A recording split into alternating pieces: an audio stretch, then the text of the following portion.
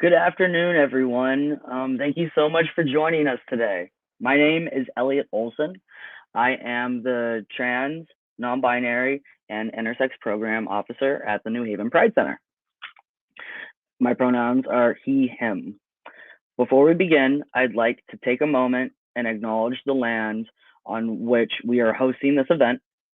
The New Haven Pride Center was founded and operates on the traditional lands of the Mohegan, Mashantucket Pequot, Eastern Pequot, Schaghticoke, Golden Hill, Paugussett, Niantic, and Quinnipiac peoples. Please take a moment, acknowledge and honor the Native people whose lands you occupy and the history of the place that you are in. You can learn more about Native lands at the link posted below, native-land.ca.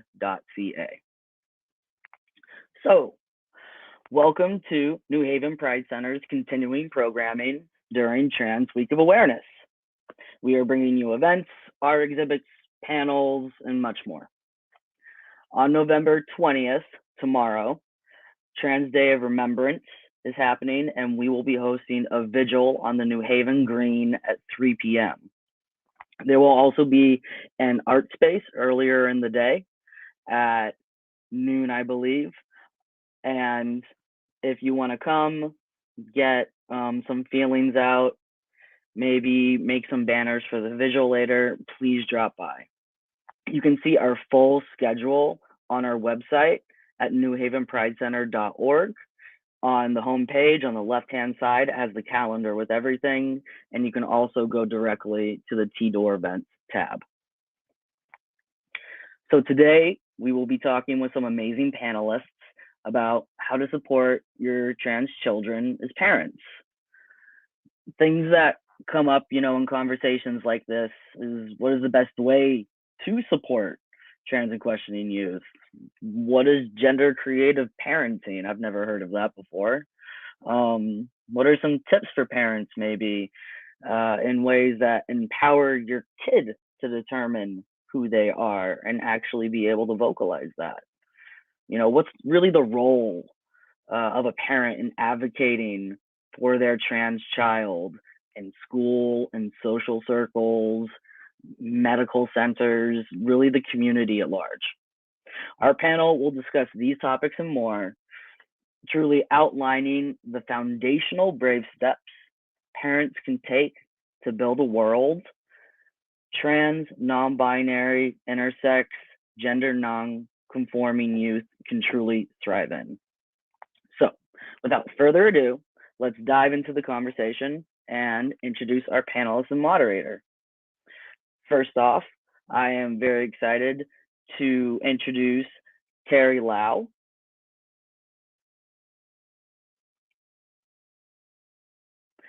Did I say your last name correctly? No, I didn't. I knew I wouldn't. It's Law. Law. Pardon me.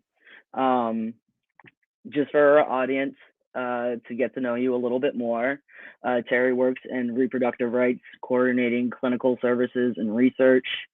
Terri is part of the community as a bi and non-binary parent in New Haven, practicing gender creative parenting with their wife and 2 children, advocating for reproductive rights and healthcare access, as well as integration of anti-bias, anti-racist action into New Haven institutions. A lot of your work really runs the gamut. I'm so happy for you to join the panel today, and thank you so much. Thanks, excited to be here. Yeah. Next up, we have James Blake. Hey, James. So just to let the audience know a little bit about you, James is a nurse, educator, and trans advocate.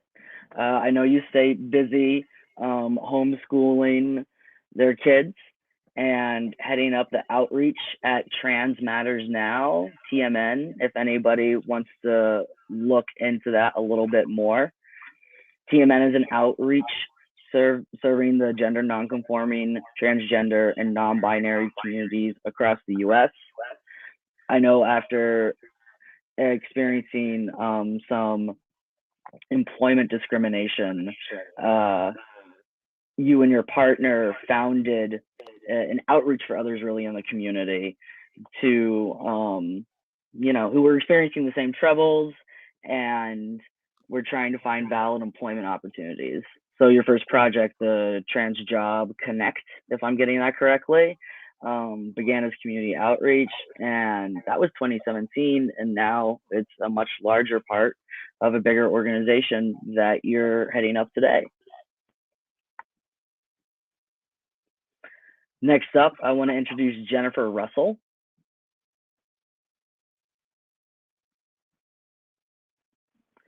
Hello. Hello. So just to let the audience know, Jennifer is a very proud mother of an amazing non-binary trans teen. You've been on your own journey as a parent while supporting your child's path of discovery and transition for the past 5 years, I think.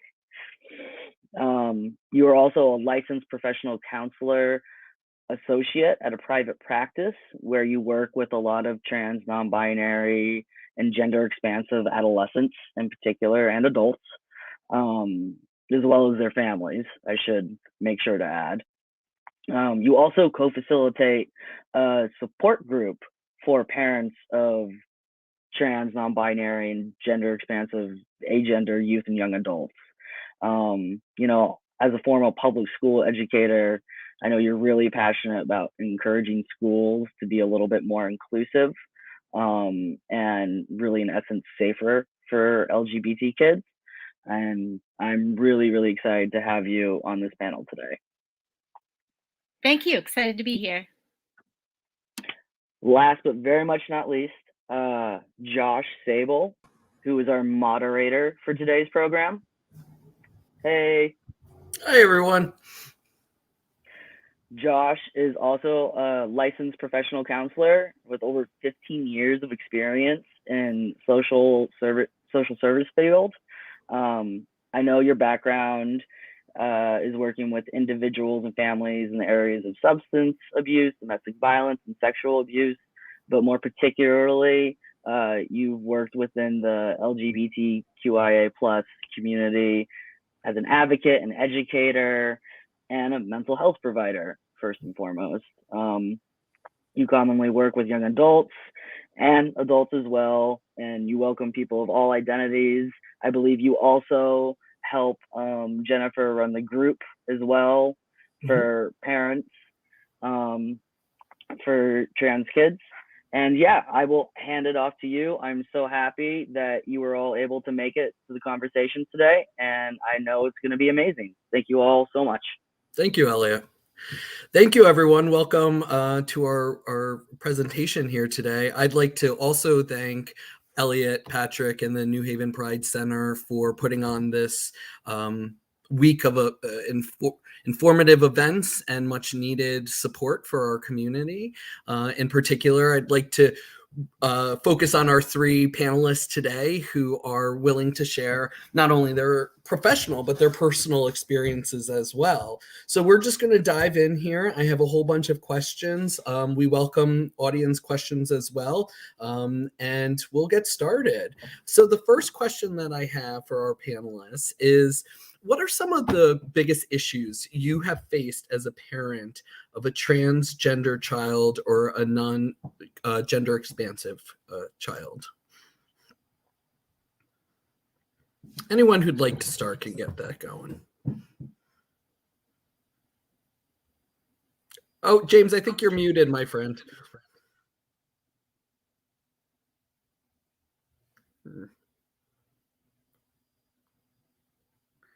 It says you're not muted, James, but now you are muted. All right. Maybe while we figure that out, maybe Terri or Jen could get us started there. Sure. Yeah, some of the challenges I think are talking to other people in the my teens realm. So whether that's school, whether that's family, whether that's friends, and really just knowing how much I can share and how much I should let my teen share, because I want to make sure and honor their and respect their privacy. And at the same time, it's a unique position to be in where I want to make sure if someone is saying, "How's your child?" that I'm making sure to let them know if there's been a name change, pronoun change, and that information. So that's something that's ongoing that we continue, and I just try to have an open dialogue continually with my teens so that we have an understanding of their comfort level and how much or how little I can speak about. Great, thank you. Terri, how about you? Did you have some thoughts on that? Yeah, I mean, similar to what Jennifer was saying, my child is a little younger. They're 10. And so I also have an 8-month-old. But with the 10-year-old, just knowing what is appropriate to share and what they want private. They have identified as agender for 4 years now, but just this year came home first day of school and was like, my pronouns are they, them. And I was like, okay, great, switching pronouns. But just making sure like I'm letting folks know and like checking in with them and asking, hey, do you want me to correct folks when they use the wrong pronouns? Because I do that with my friends, but I want to make sure that that feels comfortable for you. And just regularly having conversations with them to make sure that I'm honoring what feels good for them and that it's not like mom overstepping kind of a thing. And like at the doctor's office, you know, having like letting them know like, hey, my kid's using these pronouns now, maybe could you put that in your chart? That sort of stuff. So it sounds School's like been really great, but it sounds like for Jen and Terri, it's been a lot of navigating how do I share with the world my child's identity and still respect their privacy at the same time. Yeah, yeah. Welcome back, James. James, did you have some thoughts as to what have been some of the biggest issues you've faced as a parent? Oh, we still can't hear you. Okay. All right. Well, hopefully we'll continue to work on that. But let's build on this topic here. What are some common myths that you feel are surrounding the trans community and that you as a parent have had to personally combat with either yourself as a parent or as a parent for your children? So definitely with my child, the idea that it's just a phase, because I have that brings up a lot of feelings in me. Because one, I'm like, so what if it is? Like, okay, and I can support them in this phase, even if it is. Okie dokie. And also, like, so much of our lives are just phases, right? And that doesn't invalidate anything. And then also this idea that children are like too young to know who they are when they're like, as they get older, like my 10-year-old, like kind of coming into themselves and even when they were like 6, being like, hey, I'm not a girl or a boy, I'm neither one. And giving them the language for that. So being like, oh, that sounds like this term is agender, that means not a girl or a boy. And they're like, oh yeah, that sounds like me. But like them knowing that that's who they were, and like rather than like adults assigning a kid a gender when they're born, and then kids have to sort of like undo this learning to figure out who they really are, which is why my wife and I decided with our baby that we didn't assign them a gender when they were born, and we're just going to let them tell us who they are as they grow up. I feel like it might be a little easier. I don't know, because I got it wrong the first time. I was like, well, I guess wrong the first time, so I just won't guess.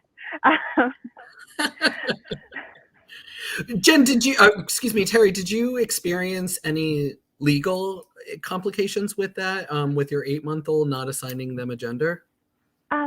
Yeah, so they do have a gender on their birth certificate. The midwife at the hospital did try hard not to put one on the birth certificate, but because there wasn't a medical reason for it, there was pushback, and so they do have one on their birth certificate. So they have to have one like on insurance, but in everyday world, but in everyday world, yeah, like with us, with their daycare, with at their doctor's office, it's they, them, and those are their pronouns, and they're a baby. They're an 8-month-old baby who wears all kinds of clothes and plays with all kinds of toys and gets to explore the world and like different colors and be a baby. Yeah, great. I'd like to speak for James if I can. He added in a comment here that as parents and trans people, he and his partner have had a hard time with feeling accused that they are somehow influencing their child's identity. I wonder if Terri and Jen, has that come up for you at all? I haven't heard that. Yeah, I haven't heard that specifically.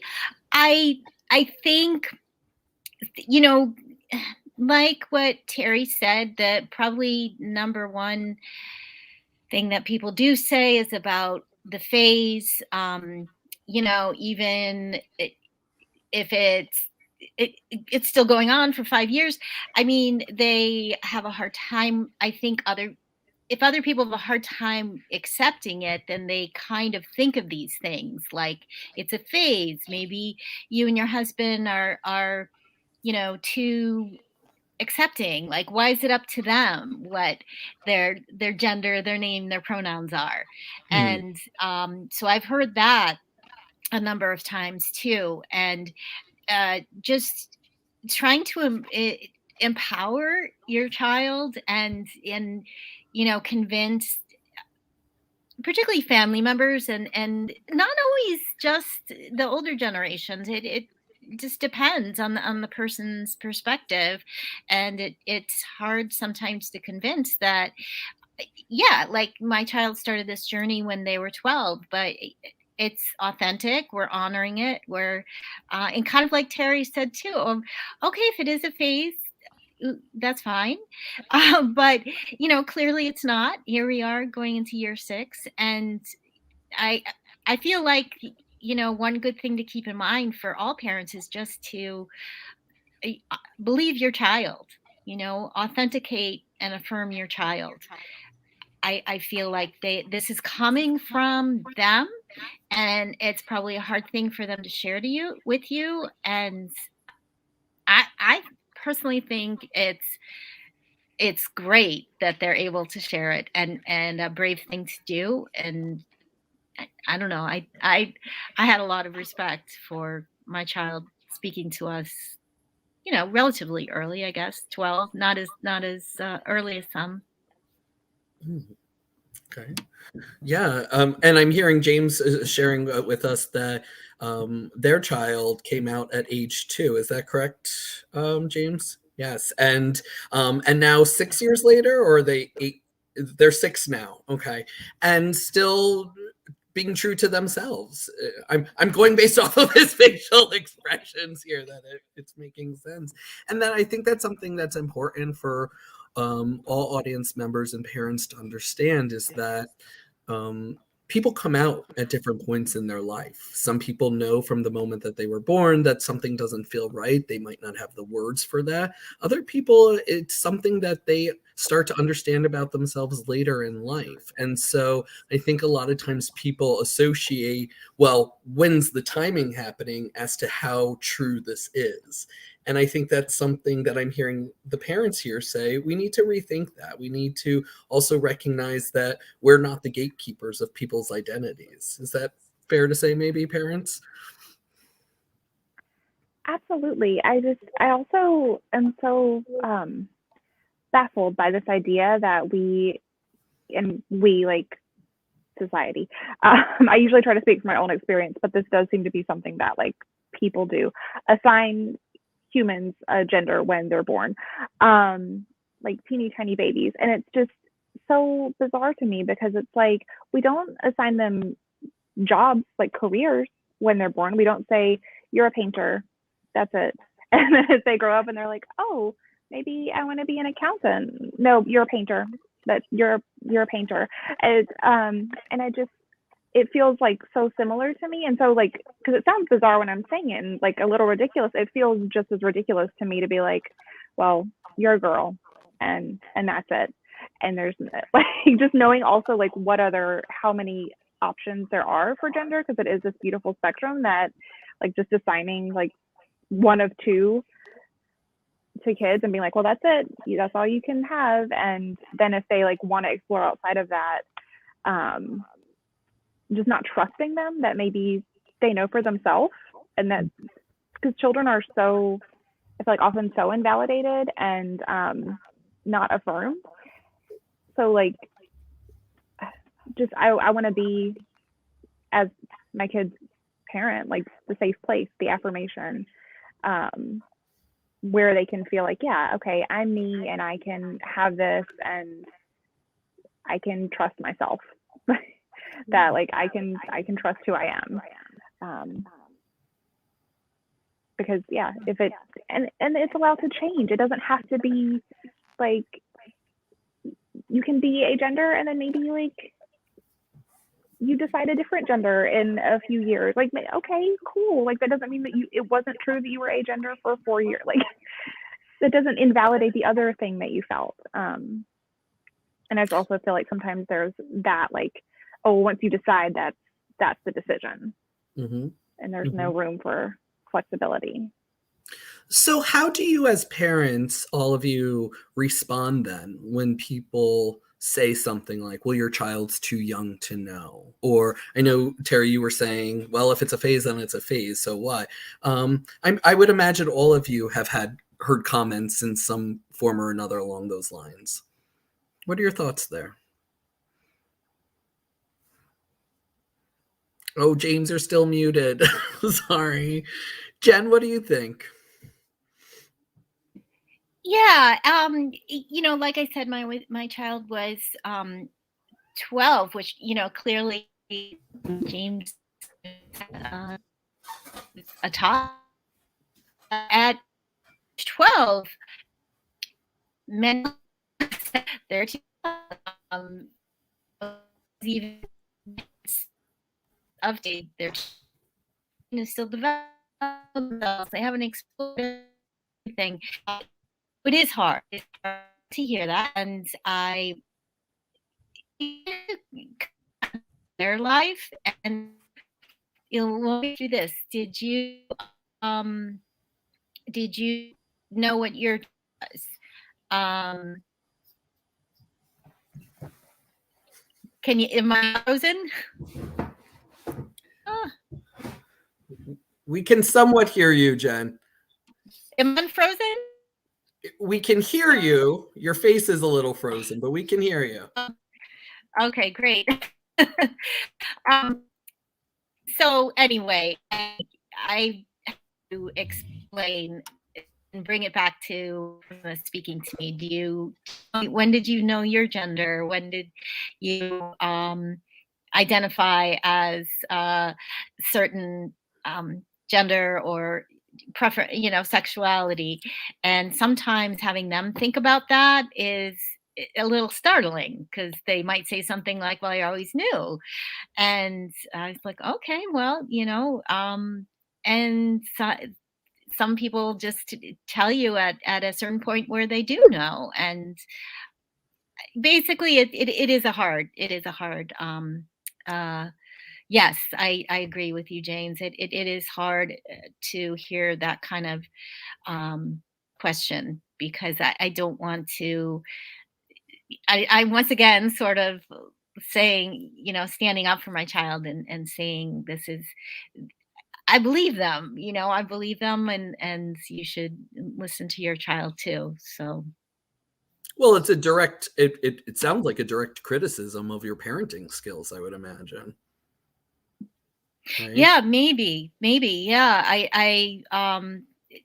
that can be hard too. Yeah, I guess for a point that you have to think of, are they thinking that I did something? But uh, yeah, that Yeah. is hard. That is hard. Yeah. James is adding to the conversation, everyone, that it's what's been hard about it too is when people are rude and ask inappropriate questions around the procedures that a child is going through. Just like we know that that's inappropriate to ask any person, it's equally as inappropriate to ask the parent of the child. That's all personal business. It's nobody's business unless it's offered. And I think that's important to keep in mind. So thank you, James, for adding that. I wonder, what have you done as parents when you are faced with more of those critical questions than supportive or affirming ones? I mean, sometimes I will make a joke out of it. Like sometimes I'll, be like, well, if it's a phase, then it's a phase, whatever.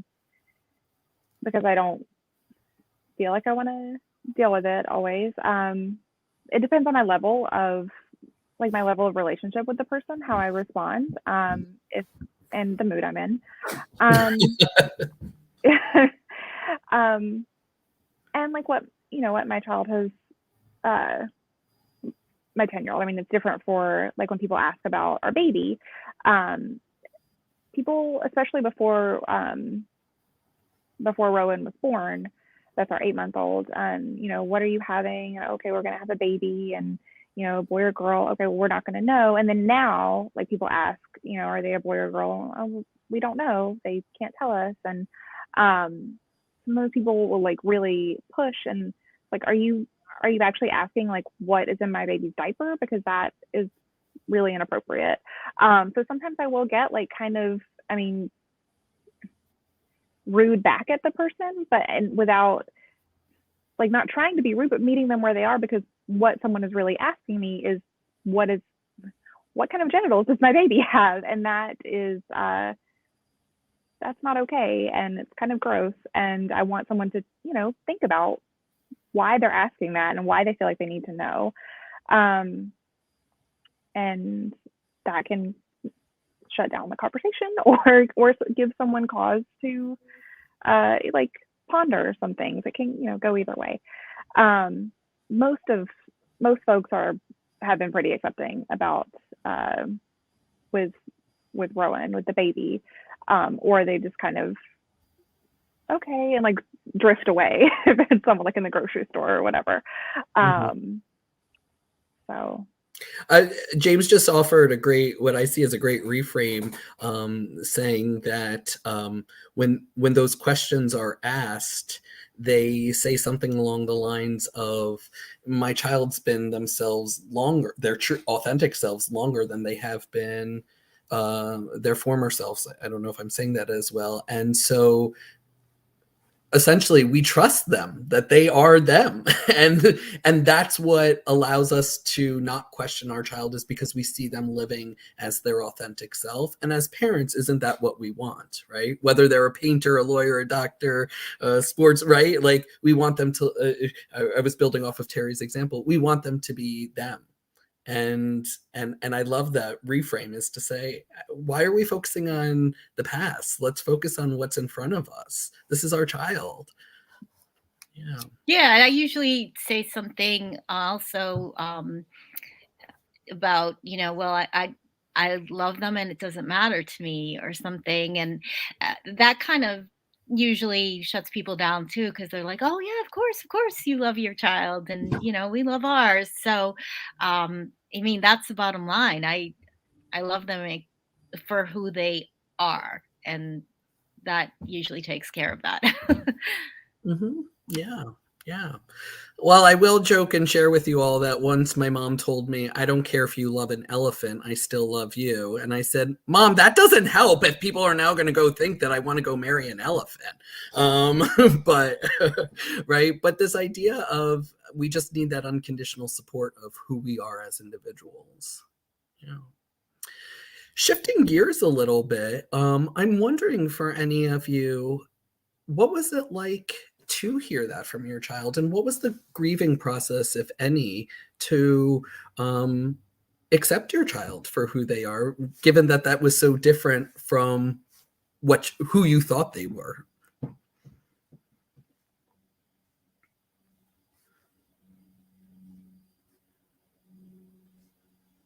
Well, I'll talk about that. I think honestly, I'm probably the oldest person on the panel, and my child was 12, and so there'd been 12 years of a certain name and gender.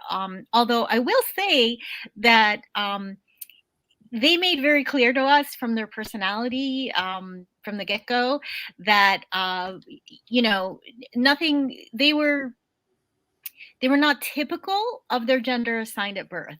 So it was very easy for us to embrace them for who they were, and whatever their favorite color was, whatever activities they wanted to do. And my husband and I were very open and supportive, and we did not want to have like restrictions. There were no restrictions in what activity you wanted to do.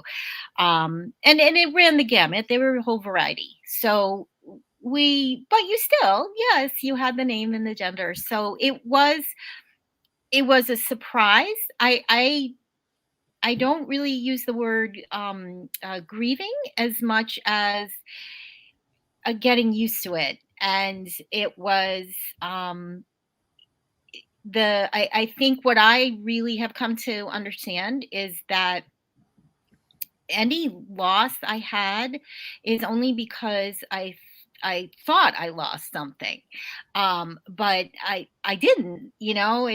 I didn't lose my child. There's just a different name, different pronoun, or evolution of presentation and so forth. So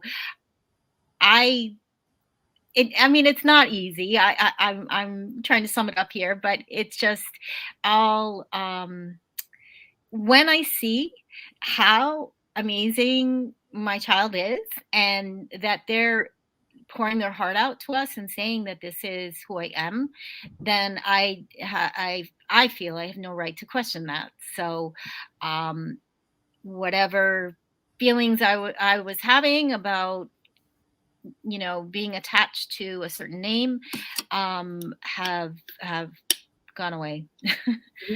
Yeah, well, and I'm glad that you said that attachment to certain names, because I think for a lot of parents, the naming of a child alone can be very important. A lot of times people are drawing upon family names or inspirations from somewhere else. And so as parents, you have the attachment to these ideas of who you thought your child would be. James is sharing with us when their child let them know at their second birthday, their child let them know by saying, I don't want to wear my birthday dress or shoes, right? And that was probably difficult for them as a family to experience. And later when the child was wearing their own comfortable clothing, said, me, boy, right? Like, and at such a young age, James, I actually had a very similar experience to that when I was 5, and my mom made me wear a dress to my birthday, and we ended up settling on, I'll wear the dress with jeans underneath. So it's, and I'm wondering for you, James, if you could add on that, what do you think was most upsetting for you, if I could phrase it that way, for you and your partner around your child saying that, not wanting to wear their dress? Yeah.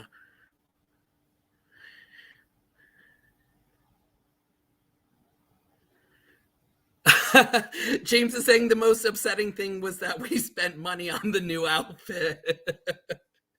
And that it was worn for all of 5 minutes. I think every parent can relate to that frustration. That's why my mom always tells me this is why you can't have nice things, because I only wear them for 5 minutes and destroy them. But it's challenging even for somebody within the community, right? If that's fair for me to say, to experience that, because again, as parents, you have that idea of who your child may be based on social norms. And that's an adjustment even for people within our community. Yeah. Terri, did you have anything you wanted to add to this? I don't know that I have or did feel a sense of loss with my older child, because I was regularly like giving them options from an early age, like about like how do you feel today, and they were pretty basic, like girl, boy, both, neither, but just like letting them explore who they were, because I was already starting to detach from my idea of like gender as something fixed, and I was like, oh, I want my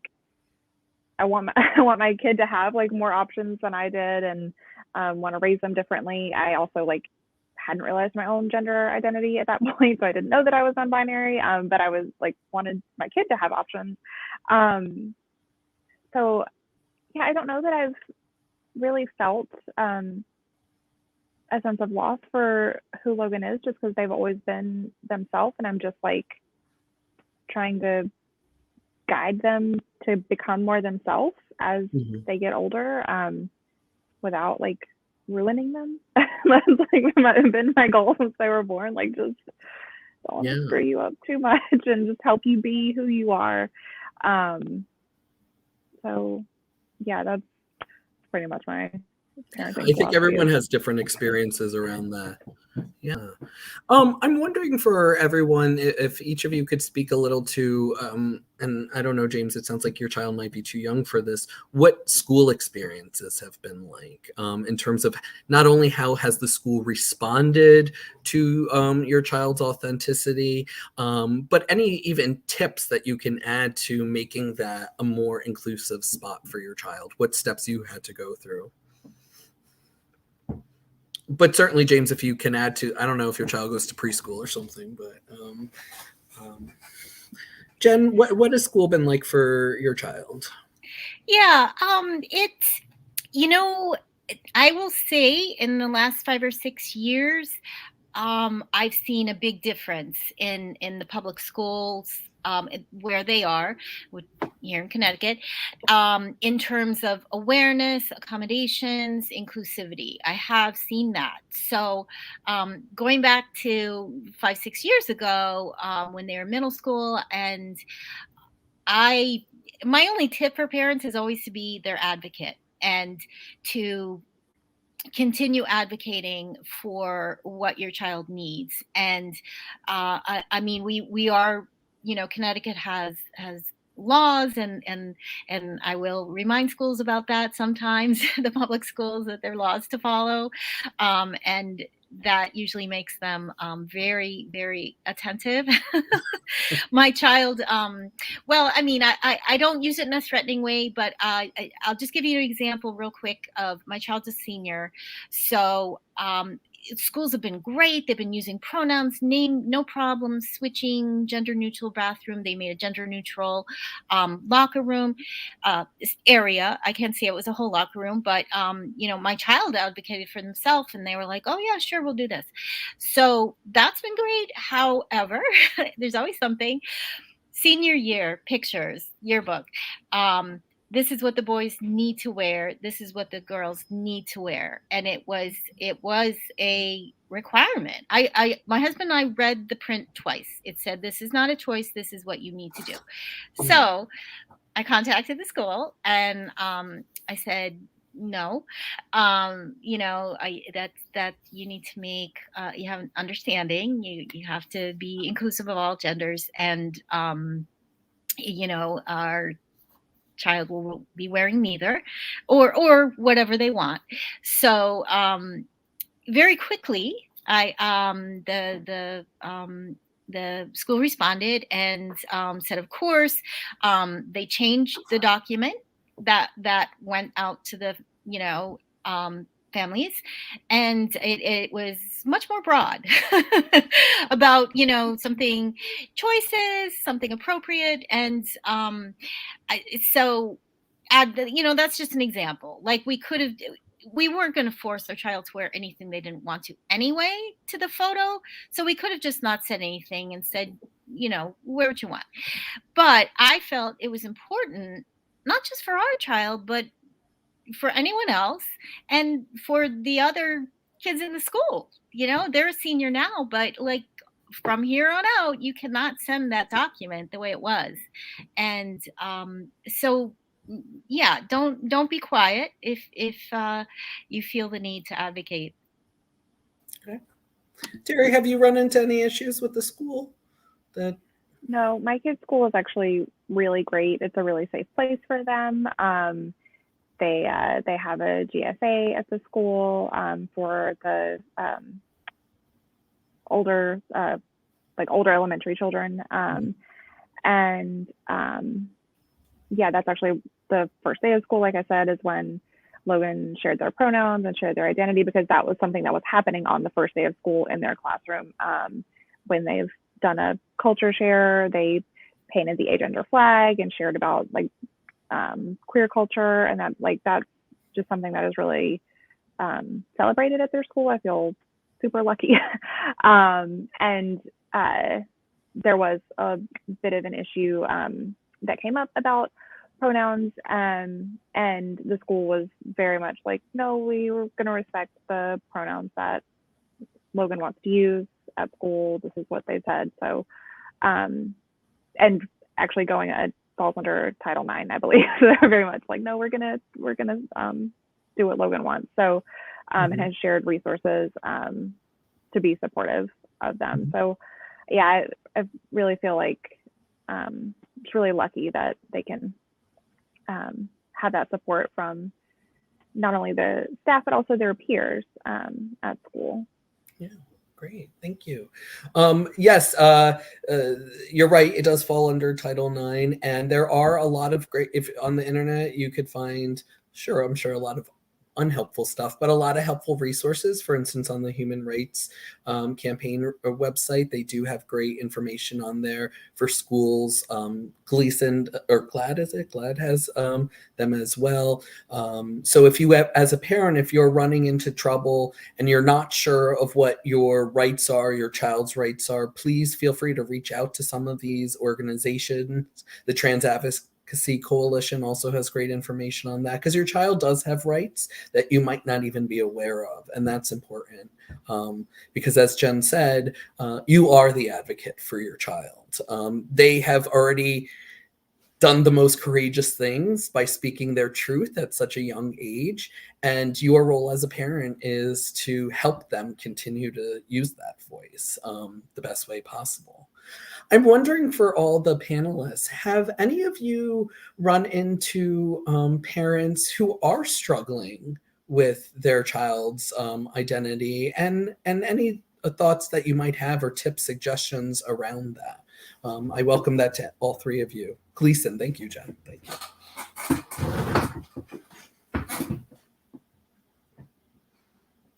I will say, certainly in my practice, I do run into parents who want to support their child. We talk very much about the foundation of, I love my child, I want my child to be happy, I just can't get my head around this. And I'm wondering what your experiences as panelists have been around that. Yeah, I hear that too, Josh, and I think, you know, if they're open to learning and growing, then that to me is the most important thing, because I hear the same thing. I love them no matter what, but I don't get this pronoun thing.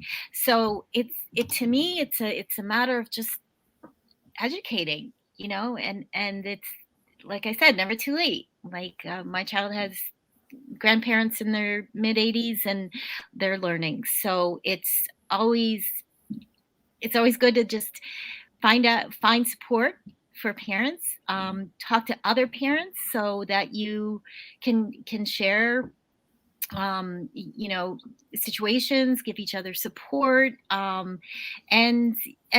understand that you're it may not be, it wasn't in the baby book, although I think it would be. Like, I think, you know, Terri and James should write the baby book about this, because I can tell you, you know, 18 years ago, it wasn't in any baby book. So I think it's just a matter of having them be open to learning, to understanding, and to follow the lead of their child. Mm-hmm. Right. So the best way to follow, the lead of your child is to also get support for yourself, so that that's not getting in the way of your relationship with your child. Right? Yeah, I think unpacking your feelings about like maybe what's coming up for you, like separate from when you're interacting with your child, like with your own therapist who is like educated on LGBTQ plus issues. And also, I feel like sometimes parents think of their child as an extension of themselves, rather than like their own separate person, and that there's a lot to walk back from with that, when maybe this person is a lot different than they thought the extension of themselves was going to be. So wading through those layers again, like on their own, separate from like interactions with your kids, making sure that like you're always being supportive and affirming of your child, because they know themselves, that they know their identity best. Like I know that kids are kids, right? And their brains are still developing, and they know who they are better than anyone else does. And so just making sure that that you believe them, and that they feel that you believe them, so that they can know, okay, I can trust myself. Because I feel like that lesson of trusting yourself really can go a long way in a lot of other areas. So you're saying you can trust your child and have insecurities, if you will, about the process, and deal with that as you go along while still supporting. Absolutely. Yeah, it's a both and, right? Like you can hold both things, just not like process your insecurities at your kid. Yeah. Yeah, no, that's a really important point. And, unfortunately, James is reminding me, I won't put this on him, but he's reminding me that suicidality is very rampant in our community. And we're not saying that as a warning. We're saying that as a reality. And it's been my experience, and I would imagine I'm speaking for the others here, that affirming support is the biggest difference between a person thinking about taking their own life or self-harming versus not. And so, yes, as parents, it is important that you take that time for yourself to process your emotions around that, so you could be the best version of yourself for them when they truly need you, because unfortunately, it could be a matter of life and death in many ways. I have a lot of parents who, and maybe some of you could speak to this, who will say to me, if the children are minor, well, let's wait till they're 18. Once they're 18, they can do whatever they want. And my response to that is always, what do you think happens when you turn 18? Like suddenly does a switch go off and like everything is, you're responsible and you're perfect and you know everything? No. In fact, I feel like we regress at that age in a lot of ways. And so I see that what I end up talking to parents around that is, it sounds like maybe this is you feeling like you don't want to be responsible if your child changes your mind, which is understandable. I think as parents, you're very concerned about, did I do something right or wrong here? And I think it's really important to know there is nothing wrong with who your child is, and there's nothing wrong with who you are. I think that's really important as a takeaway here.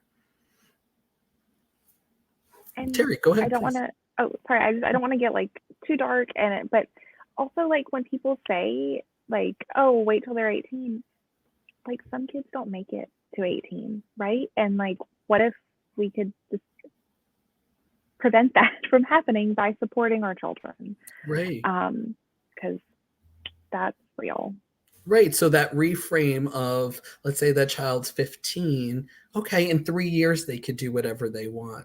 Well, that's 3 more years also of pretending to be somebody I'm not. And that can come with a lot of heartache too. Yeah. And typically, you may have found this too, Josh, but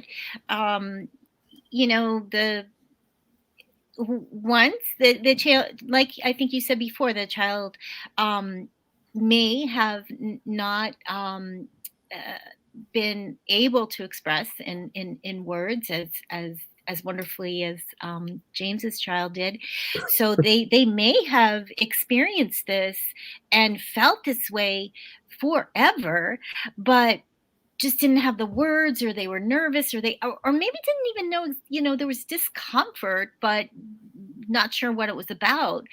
So my experience has been, by the time the child says it to the parent, it's really been there for so long. And I agree with Terri and Josh, having to wait. Wow, like they've already been waiting, and I don't know. I just feel like that's cruel. That's, and like you said, bluntly, Terri, they may not make it till 18. Yeah. James, I feel like you want to say something. It's scary. There is a great line in the show Transparent. It's on the first episode where the main character comes out as their true identity, and their child asks them, "So are you going to be dressing this way from now on?" And the person's response was, "I've been dressing up my whole life. This is me." Right? I didn't get that exactly correct, but to remember that your child is pretending to be someone they're not to fit into this world, and their transition is not about making this world's life easier. It's about making their life easier. And so that's how we support our children. If that's who you are, then be you. Because it is your role as a parent to be supportive. It is your role as a parent to let your child explore things and not make them feel bad about that, and find themselves at whatever pace they do that at. And I think it's wonderful that the three of you up here, it sounds like well, you have 2 children, Terri, so that's at least 4 more children in this world that sound like they're coming from very loving and affirming homes that are going to make a huge difference in the world around us. That's great. Good job, parents. Good job. Yeah. And it's ongoing too. I'll just say that it's when I do talk to other parents, I try to be sure to say that I'm this is my experience. This is what I have found, that maybe these are some suggestions, but I also don't want to appear that I'm an expert, because I emphasize to them, I'm a cis person. It is very important to learn and listen to people of lived experience. And all the books I recommend are written by people of lived experience. And I just feel that's important to, say it's okay to keep learning, asking questions, and find resources. I like Terri said there, and James, there's so many resources out there, and if you can't find them, then ask someone.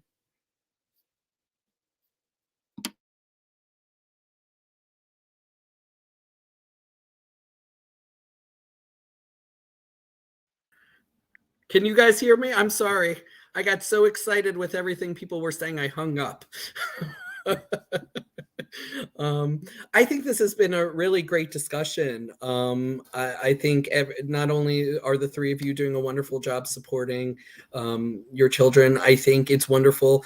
And I encourage all of you to follow up with the Pride Center about potential resources, both individually in group settings and for resources outside.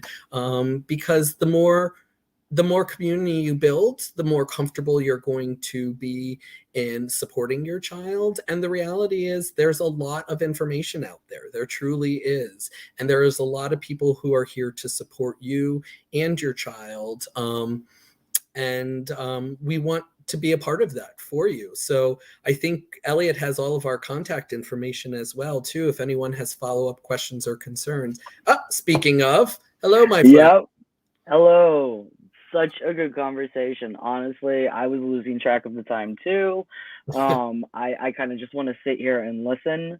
I do want to point out though one comment that just flashed across the screen for people who are watching and maybe didn't see it. Using the right name and pronouns for your kids decreases suicidality by 65%. Just that alone, in my opinion, kind of just says everything you need to say about it. But I want to thank everyone here for this amazing conversation. A big thank you to our moderator as well, Josh. And I'm sorry for the technical difficulties, James, and I'm so happy you were still able to participate through the chat. I really hope that this conversation helps some parents who were looking to learn more about supporting their children.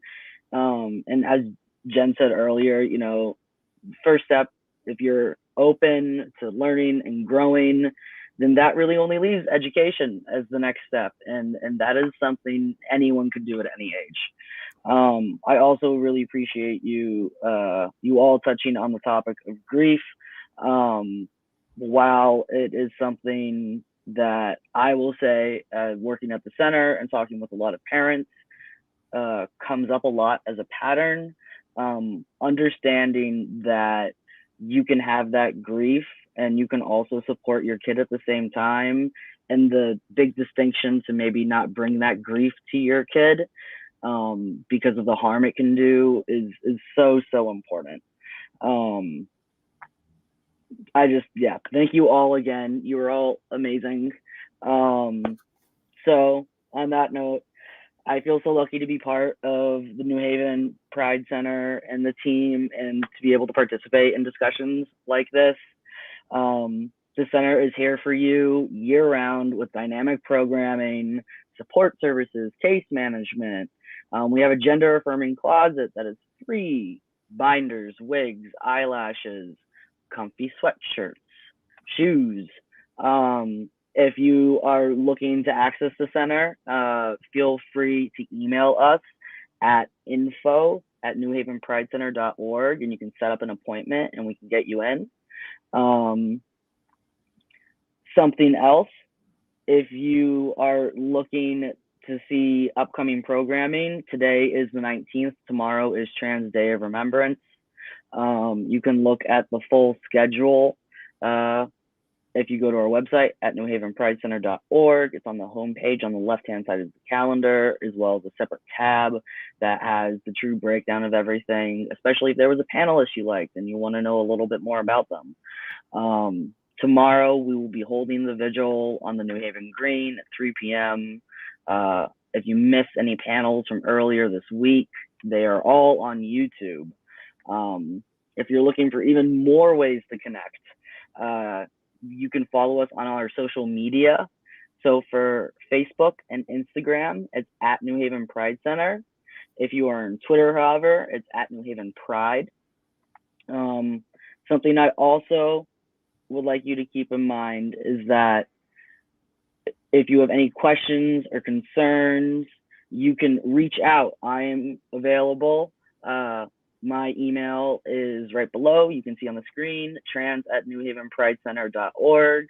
If you're a parent looking for trans-specific resources, if you want to do a training for your school, if you're just wondering about the groups we have available at the center, please reach out to me. If you're looking for some other services, you can also contact us at the email I mentioned before, info, same deal, @newhavenpridecenter.org. Lastly, as a pro tip, consider joining as a member at the New Haven Pride Center. It's completely free, and you can do that by going to our website at newhavenpridecenter.org/join now. I want to take a moment and also say the New Haven Pride Center is a non-profit community center, right? We are built by and for the community.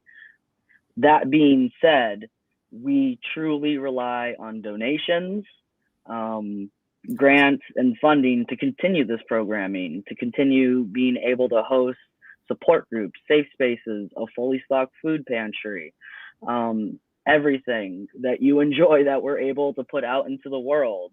So if you have some spare change in your pocket, if you have some spare Benjamins, whichever, you don't discriminate.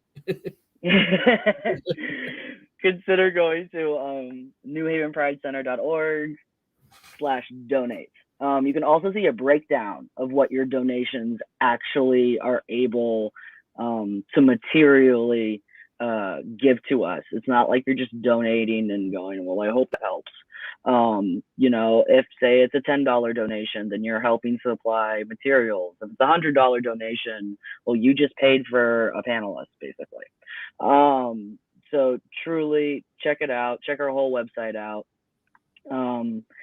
Thank you again, everybody. This was such a good conversation. I hope it is one in a series of conversations because trans youth are hitting the headlines now, especially as like the sports bill has come up and, you know, schools are trying to figure out how to deal with Title IX things. These are really important conversations to be having, not just as parents, but as parents who are advocates. So on that note, thank you again. I hope you all have an amazing rest of your night, and I will talk to you soon. Thank you so much.